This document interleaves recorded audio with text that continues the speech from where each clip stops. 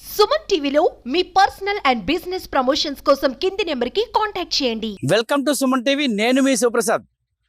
తూర్పుగోదావరి జిల్లాలోని మన్య ప్రాంతం అంటే ప్రకృతి అందాలకు నెలవు. ఎందుకంటే ఈ ప్రాంతంలోని ఇటుపక్క చూసిన ప్రకృతి అందాలైతే మనకు కనువిందు చేస్తూ ఉంటాయి.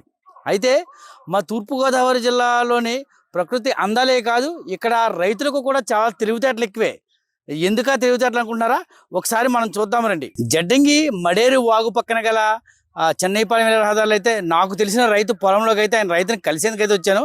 అయితే ఆ రైతు ఇక్కడే ఈ పొలంలో ఎక్కడ ఉండి ఇక్కడ ఉన్న కోతుల్ని కానీ ఆవుల్ని కానీ గదుముతూ ఉన్నాడు. అయితే ఎంతసేపు ఎత్తినా సరే ఆ రైతు అయితే నాకు అసలు కనిపించట్లేదు.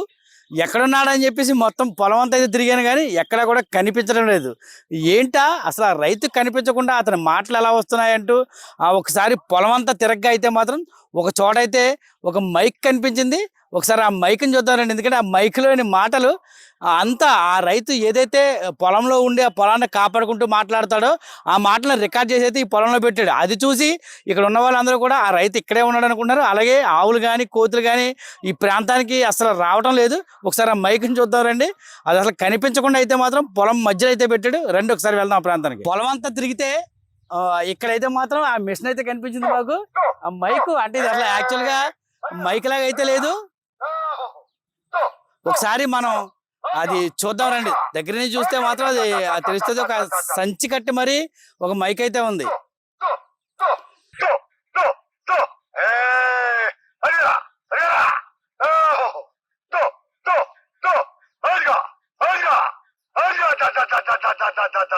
ఏజెన్సీ ప్రాంతంలోనే ఈ వ్యవసాయం చేసే రైతులకు వచ్చిన పెద్ద చిక్కు ఏంటంటే ఇక్కడ ఎక్కువగా ఆవులను వదిలేయడంతో పాటు కోతులయ్యి అడవి పందులు ఈ జంతువులు అయితే మాత్రం ఎక్కువగా తిరుగుతూ ఉంటాయి. అంటే ఈ ప్రస్తుతం ఈ వరి పక్వానికి వచ్చిన దశలో అయితే మాత్రం వెన్ను విరిచే టైంలోనే ఆ ధాన్యం చాలా తీయగా ఉండడంతో అడవి పందులు లాంటి జంతువులు అయితే మాత్రం వచ్చి మొత్తం వ్యవసాయాన్ని అంతా నాశనం చేసేస్తూ ఉంటాయి. ఆ నేపథ్యంలో అయితే మాత్రం ఈ రైతులు అయితే మాత్రం ఈ మధ్యకాలంలో అక్కడ అందమైన హీరోయిన్ల ఫోటోలు బికినీ సైజులతో ఉన్న ఫోటోలు అయితే మాత్రం ఆ మోడల్కి ఏర్పాటు చేశారు. అయితే ఇప్పుడు కొత్త వరలను అయితే మాత్రం రైతులు కనిపెట్టారని చెప్పొచ్చు. ఎందుకంటే ఇది ఒక మైకు.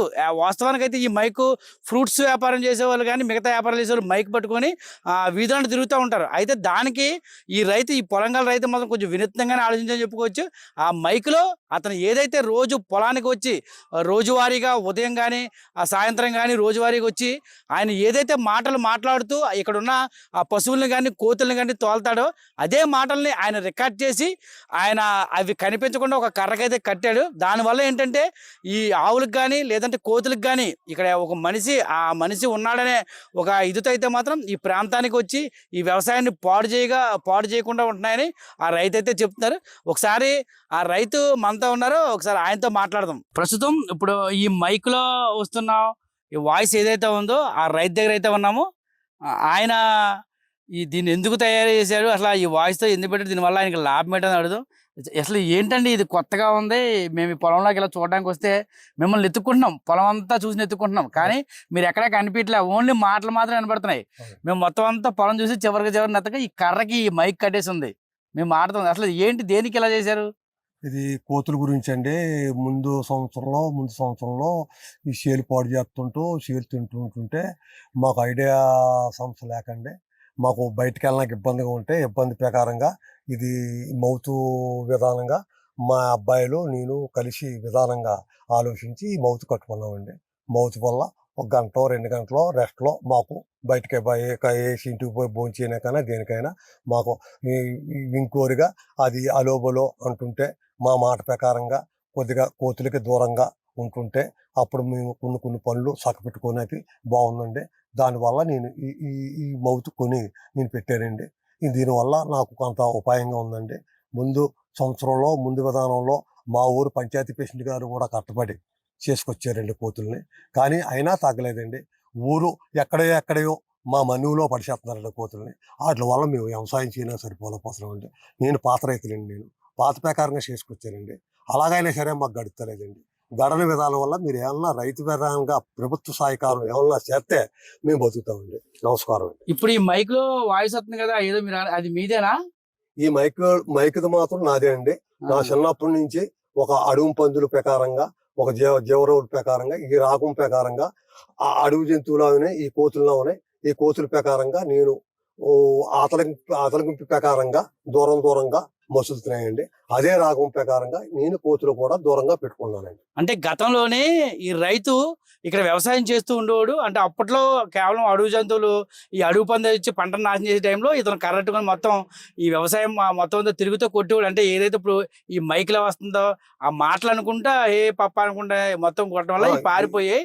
ఇప్పుడు ఏంటంటే ఇంకిప్పుడు ఆయన వయసు మీదకి వచ్చిన తర్వాత అదంతా చేయలేని పరిస్థితి. అయితే చాలా కష్టపడుతున్నాడు. ఈ కష్టపడి గొంతు కూడా రాలేని పరిస్థితి. ఇప్పుడు ఆ మాటలు అనలేకపోతున్నాడు.